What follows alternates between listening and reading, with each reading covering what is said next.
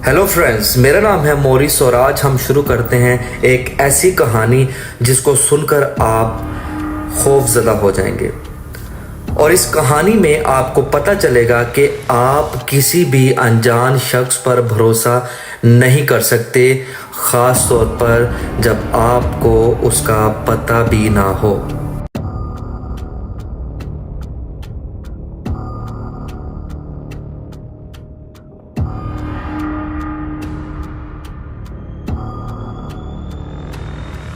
तो फ्रेंड्स, मेरा नाम है मोरिस और मैं आपके सामने हकीकत पर मबनी स्टोरीज़ और डिजिटल मार्केटिंग की इंफॉर्मेशन लाता हूं। तो इससे पहले कि हम कहानी का आगाज़ करें, मेरे चैनल को सब्सक्राइब करें और बेल आइकन को प्रेस करें ताकि हर आने वाली इंफॉर्मेटिव वीडियो आपको मिलती रहे।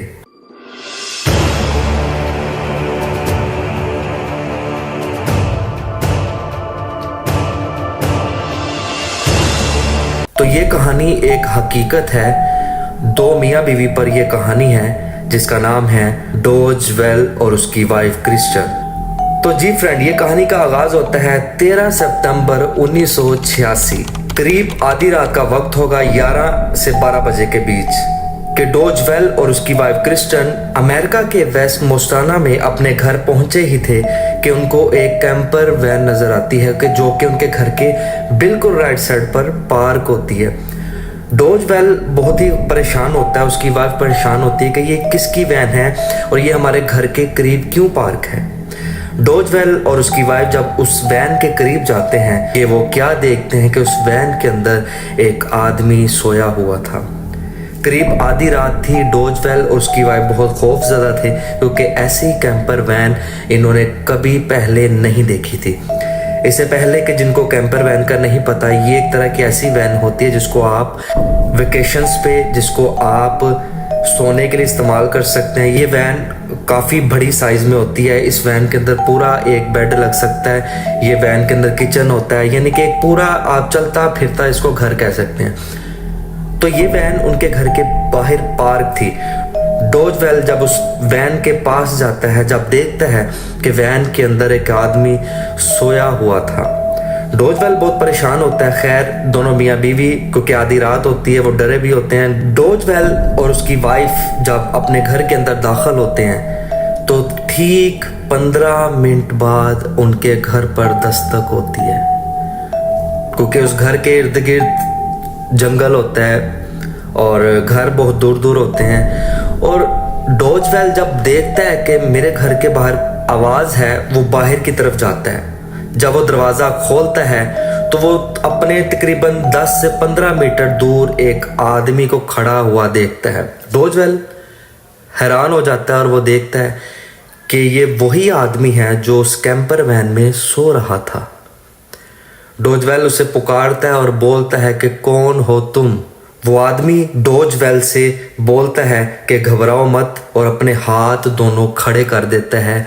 हाथ का खड़े करना मतलब कि मैं निहत्ता हूँ, मैं शांत हूँ, मैं हमला नहीं कर सकता या मैं अमन चाहता हूँ। उस आदमी ने ऐसा उसको साइन दिया। डॉज वेल बड़ा मुतमईन होकर उस आदमी के पास जाता है, क्योंकि चारों तरफ अंधेरा होता है और उसकी शक्ल सही तरह से नज़र नहीं आती। और वो आदमी डॉज वेल को बोलता है कि मैं इसलिए इस जगह पर अपनी वैन पार्क करके सो रहा था क्योंकि कुछ घंटों से एक आदमी आपके घर का मुआयना कर रहा था, आपके घर की खिड़कियों में से देख रहा था घर के अंदर। शायद वो कोई चोर होगा या कोई ऐसा क्रिमिनल। डॉज वेल उसकी बातों में आ जाता है और डॉज वेल उसकी बातों पे यकीन करके उसको बोलता है कि क्या तुमने उस आदमी को देखा है।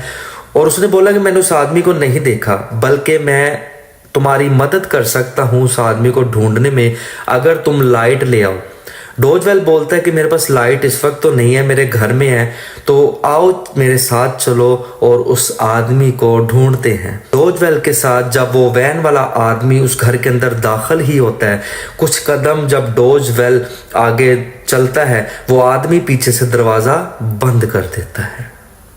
और यहाँ पे क्या होता है कि जब वो आदमी दरवाज़ा बंद करता है तो डॉज वेल जब पीछे घूमता है तो वो डॉज वेल के सर पर राड से वार करता है। जब वो उसके सर पर राड से वार करता है तो डॉज वेल वहीं पे गिर जाता है। और चिल्लाना शुरू कर देता है, मुझे बचाओ मुझे बचाओ। वो आदमी मुसलसल डॉज वेल पर वार करता रहता है। इसी दौरान जब उस पर तशद्दुद कर रहा होता है, उसकी बीवी सीढ़ियों से भागी हुई क्रिश्चियन उसे देखती है और चलाना शुरू कर देती है। इतना अंधेरा होता है घर के अंदर कि वो सही तरीके से देख भी नहीं पाते एक दूसरे को। जब वो चिल्लाना शुरू कर देती है तो वो आदमी डोजवेल की वाइफ को पकड़ लेता है और उसके बालों से घसीटता हुआ डोजवेल के पास ले आता है। फिर क्रिश्चियन को वो बोलता है कि तुम्हारे घर का तय खाना किधर है। अब हैरानगी की बात है, वो आदमी इतना कुछ जानता था क्योंकि वो उनके घर का काफी देर से मुआयना कर रहा था। जब क्रिश्चियन उस आदमी को, उस क्रिमिनल को अपने घर का तय खाना दिखाती है तो वो डोजवेल की वाइफ को ऊपर और डोजवेल को नीचे जाकर बांध देता है।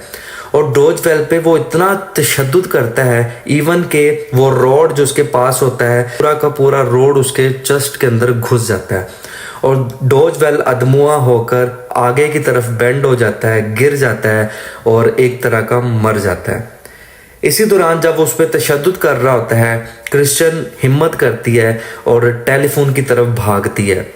अभी वो टेलीफोन मिला ही रही होती है कि वो आदमी वापिस सीढ़ियों से ऊपर जाता है, क्रिश्चियन को काफी मारता है। जब वो क्रिश्चियन पे तशद्दुद कर रहा होता है, डोजवेल हिम्मत करके अपने आप को छुड़वा कर वो किसी ना किसी तरह से ऊपर को आ रहा होता है। और यहाँ पे मैं आपको एक ट्विस्ट बताता हूँ कि डोजवेल जंगल में रहता था और वो एक हंटर था। और डोजवेल जब हिम्मत करता है वो अपने घर में रखी हुई बंदूक लेकर आता है और सीधा आदमी की तरफ वार करता है। वो आदमी बच जाता है और अपनी जान बचाता है, उस घर के अंदर भागता है क्योंकि अंधेरा होता है, सही तरह से नजर नहीं आ रहा होता, तो उधम सी पड़ी होती है और एक दूसरे को वो सही तौर से देख नहीं सकते थे। डोजवेल की वाइफ और डोजवेल दोनों ऊपर सीढ़ियों की तरफ भागते हैं और अपने आप को एक कमरे में लॉक कर लेते हैं। वो कैंपर वैन वाला आदमी जब हिम्मत करके दोबारा ऊपर की तरफ जाता है और अपनी गन निकालता है और वो फायरिंग करता है। डोजवेल और कैंपर वैन वाले आदमी में काफ़ी हाथापाई होती है, लड़ाई होती है और यहाँ पे मेरे दोस्तों डोजवेल जीत जाता है। डोजवेल जख्मी होने के बावजूद वो हिम्मत नहीं हारता, वो अपनी वाइफ को बचाता है, वो अपने आप को बचाता है। और डोजवेल जब उस आदमी के साथ हाथापाई करता है और उसी की गन खींचकर डोजवेल उसके सर पे गोली मार देता है और वो आदमी मर जाता है।